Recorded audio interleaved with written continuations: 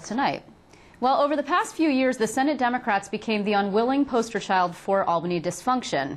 That reputation was cemented during the June 2009 coup that shut down state government for an entire month.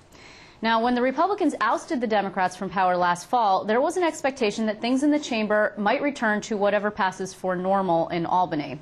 After all, the GOP had a lot of experience being in the majority, more than 4 decades to be exact, and so arguably they should be able to at least keep things under control, right? Wrong. It looks like we were actually wrong about this particular point. This week, intense fights broke out on the Senate floor and also in the Rules Committee. The battles have had absolutely nothing to do with policy, but rather were focused on where senators would sit and how the chamber is run. Joining me tonight to talk more about this are 2 Democratic state senators, Liz Krueger and Mike Gianaris. They are joining me from a very snowy New York City. Thank you very much for your time, senators. Thank you. And I'm sorry to, give your conference a little bit of a dubious distinction there, but it appears that the Republicans, for all of what they said, return them to the majority, are actually no better. So I'm sorry to say. Liz Krueger, could you please tell us what happened yesterday in the Rules Committee, because it's a little bit confusing. Well, actually, yesterday, about 2 hours before we were scheduled to go to the floor of the Senate, we learned that the Republicans had magically created a new set of rules for the Senate, violating their own agreement for us to do the rules debate next week. They decided they had a new set of proposals. They were going to give us no notice. They were going to give the public no notice, and they were going to rapidly try to bring them to the floor and have a vote where, of course, they have the majority, so pretty much they get their way on votes. But we felt very strongly we wanted to have a chance to evaluate what was in these rules, and we wanted to have an opportunity to have a full public discussion and debate about them. We urged them to delay the vote on the rules till next week when they were originally scheduled. They said no. We went into the Rules Committee, and frankly, we didn't do anything but ask real questions about what the hell was in that package. Okay, but here's first two things. First of all, we should say that their efforts to change the rules failed because they were missing one of their senators. You just can't make this stuff up. Senator Laval was nowhere to be found, and even though Senator Libous, who was running the Rules Committee meeting, thought that he had the votes, he did not. So that this is actually, you got your wish and they put it off for a week. First, let's tell viewers why this matters, if you don't mind. Certainly. Well, first off, I think you know, Liz, I've been working for real rules reform for the Senate for many, many years. And in last session, the Democrats made more successful changes in the rules of the Senate to democratize, small d, the process than we had seen under 40 years of Republican rule. We didn't go far enough, I'll say that, but we went far. We've been urging the Republicans to go even further. So when instead we were handed rules yesterday that fly in the face of anything they've been telling the public, we were upset.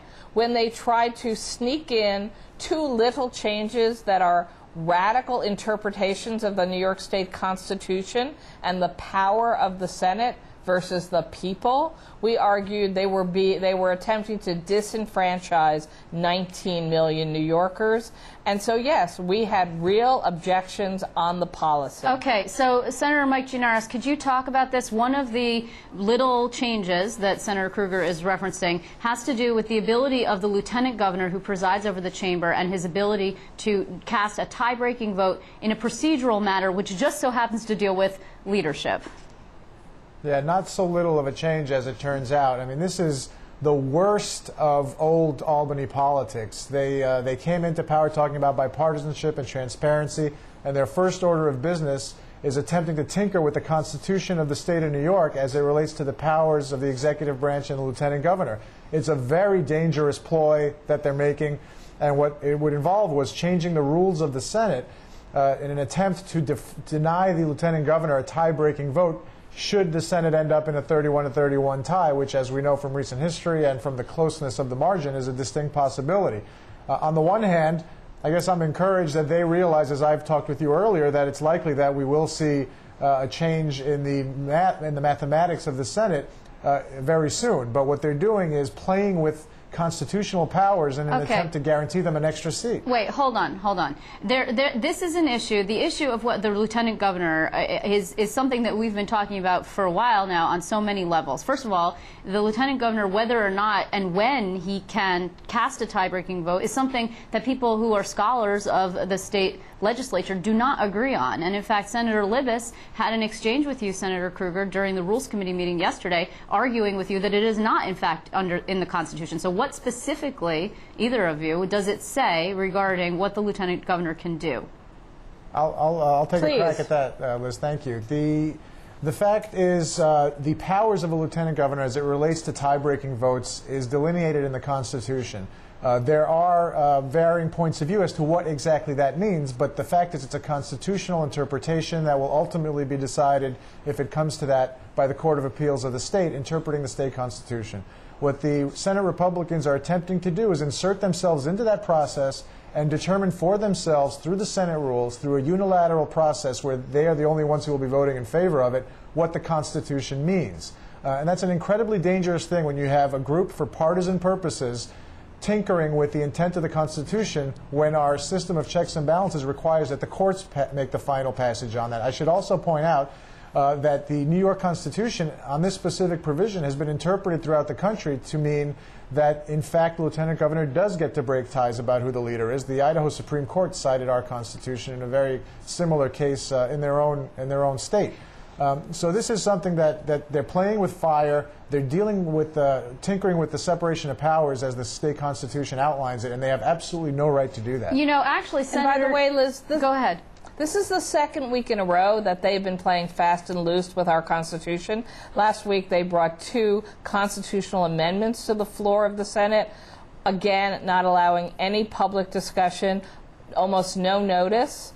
What are we doing here? Why are we allowing our legislature to just rush through their interpretation of a Constitution? These two things are actually, as far as I can tell, different. I mean, what I think Senator Gianaris and what we're just discussing regarding the lieutenant governor is an interpretation of what the Constitution says, which is pretty vague in terms of the lieutenant governor. On the other hand, in terms of, you're talking about actually like spending cap, if I'm not mistaken, which was part of the Senate jobs bill that passed last week that is a constitutional amendment.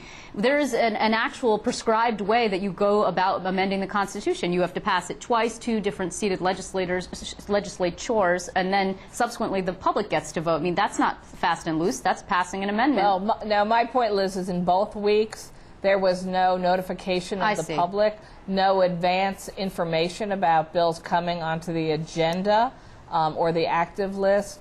They're trying to do things without the public having any chance to see what they're doing. That's my point. I see. And Liz, if I could follow up on that, you make an interesting point. If the Republicans in the Senate want to change the Constitution to more specifically state when the lieutenant governor can break a tie or not, let them introduce a constitutional amendment and go through the process. To try and do it through the rules of the Senate, where they will be the only party voting for them, it will be a real disgrace to the way the state should be functioning. Okay. And let me just point out also, I'm sorry to interrupt, but I just want to make one other important point, that it's interesting to me that the Senate Republicans, which are led by Dean Skelos now from Long Island, when we finally have someone from upstate who's in a position of power in the form of the lieutenant governor, Bob Duffy, and to attempt to strip him of one of the most significant powers he has, and when we see Senator Alisi and Senator Robach supporting that change, they should answer to the people of Rochester for why they're denying Bob Duffy the power that the Constitution grants him. Okay, but Senator Skelos today, the majority leader of the Senate, spoke to a number of reporters at the Capitol, and he said, you know, his argument is the Senate is a duly elected body of 62 people. Why should the lieutenant governor, who is not elected to serve in the Senate, technically speaking, he does preside, why should he be able to cast a tie-breaking vote on who leads a chamber where, as you pointed out, there should be a balance of power between the executive branch, which is where Bob Duffy comes from, and the legislative branch? And the answer is that that's what the Constitution provides, or if there's dispute as to whether it's provided in the Constitution, that's something for the court system to interpret for us. That's a legitimate debate to have on the merits, but if he wants to have it, the way to do it is introduce a constitutional amendment and attempt to get it through the legislative process, not do it unilaterally for partisan purposes through the Senate rules. And may I add that Dean Skelos should also explain to the people how he led the plan 10 years ago to, in dark of night, add a 62nd senator when there were only 61, leading us into the situation where we can have a tie. I was opposed to going to 62 then. I think your question highlights the hypocrisy of the argument for suddenly creating a 62nd senator in the last redistricting. You know, this issue about rules was not the only fight that happened. There was also an issue about seating, and this has to do with this breakaway foursome of the Independent Democratic Conference that wanted to sit together. And now they've been awarded 4 committee chairs by Senator Skelos, and I know that there's a fight over who controls them, and it's a big mess, to be honest, in the Senate. But the real issue, what happened here, was Senator Adams, who is a Brooklyn Democrat, brought up the issue of race and discrimination against women. Was that appropriate? He opened a can of worms that really seems to be quite contentious. Well, I think that's been slightly misunderstood. What Senator Adams did on the floor was cite a letter that Senator Skelos sent to Senator Sampson, which cited that rule, in asking the minority leader, in the form of John Sampson, to make committee appointments for these 4 members. And he suggested that somehow it's a violation of that rule if Senator Sampson did not make the appointments. So I think Senator Adams was merely pointing out that if they're going to be casting aspersions on our side, that could potentially go both ways. But the seating is not what's important. Right. The issue is, as a matter of how the Senate functions, we need some clarity as to whether the minority leader is in charge of the members of the minority party or the majority leader is. And right now, because Senator Skelos and the Republicans think it's politically advantageous to throw some goodies at these people and give them committee chairs and seats in the chamber, et cetera, that they're messing around again with the way that the Senate would normally operate and disrupting its smooth functioning. Okay, but really, with all due respect, senators, I mean, Senator Adams did bring up the issue of race, which caused Senator Libous to get very upset. I mean, when you inject a question, a suggestion that there's actually decisions based on allocation of resources and allocation of offices and chairs where people are going to sit because of the color of someone's skin, do you blame the Republicans for getting... That is not actually... No, Liz, I think that people should go back and hear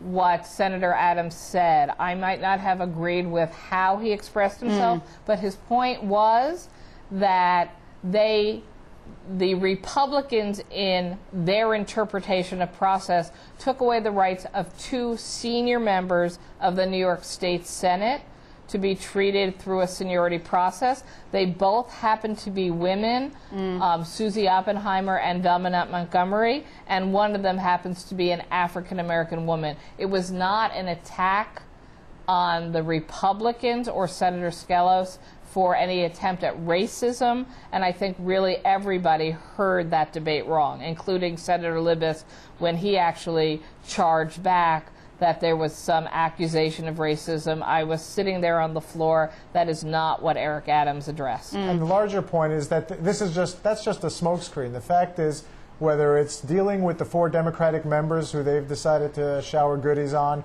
or messing with the rules of the Senate and tinkering with the Constitution, or now attempting to get out of their pledge on independent redistricting and the other and ethics and budget reform that they all signed on to, the Senate Republicans now have established a pattern of using the process and the orderly functioning of the Senate in a politically partisan way that's going to end up being damaging to the institution and more a continuation of the problems of the past than a new beginning, which is what we were hoping for. Well, we should just close by saying this, that Senator Sampson, the minority leader, has asked for a reconstitution of the temporary committee on rules, if I'm not mistaken, that would have both majority and minority members equally, and they would actually address this issue of rules, which sort of serendipitously for you guys, ended up, because the Republicans didn't have the votes, put on the table for another week. So I'm sure we're going to be revisiting this issue. We're not sure yet what the Republicans will do next, but it isn't over. In the meantime, I want to thank you so much, Senator Krueger and Senator Gianaris, for joining me. Thanks a lot.